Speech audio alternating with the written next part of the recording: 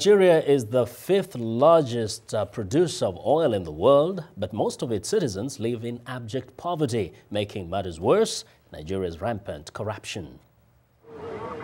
Walk down the streets of Lagos or along the winding dirt roads of Nigeria's countryside and you will see widespread poverty. To many, a paradox in a country that is the sixth largest producer of oil in the world.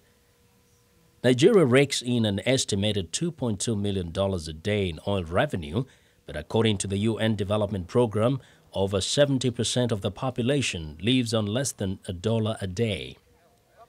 Authorities acknowledge that endemic corruption has kept oil revenue in the hands of just a few.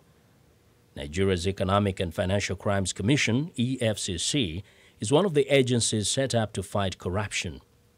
EFCC officials say they are making progress. Farida Waziri is the EFCC chairperson. I've recorded over 50 convictions, over 50 billion recoveries. So anyone who is not serious, I mean, this is a record as I see it. Transparency International ranks Nigeria as among the most corrupt countries in the world. Former President Olusegun Obasanjo, himself investigated for corruption, says fighting corruption in Nigeria is like fighting a war in a battlefield.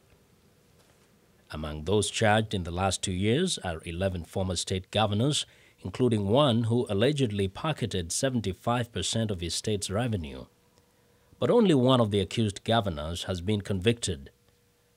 Augustine Unigwe is a real estate agent. From all indications, a lot of people have been going freely on the streets. After the first appearance in court, they go about in the street on rough road. Across the country, senior government officials appear to act with impunity, says Shehu Kura, a former ANPP gubernatorial candidate from the state of Kano. He adds that for efforts against corruption to succeed, there have to be fundamental changes to the way Nigerians choose their leaders. The only solution for the government to do that is to enact an electoral reform system, thereby people can vote for the people they want to lead them.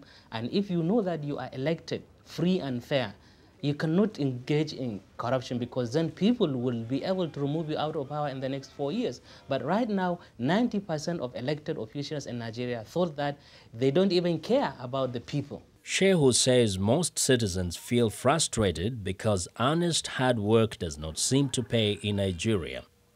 He adds that it is unrealistic to expect the same corrupt government officials to fight a vice that benefits them. The perception in Nigeria among the people is this government, and indeed it's not only the federal government but also the state governments, cannot fight corruption because they are not responsible, they cannot be held accountable by the people. Corruption, says Shehu, permeates all levels of the Nigerian society. Estimates are that Nigeria loses an average of $300 million each year due to corruption in government.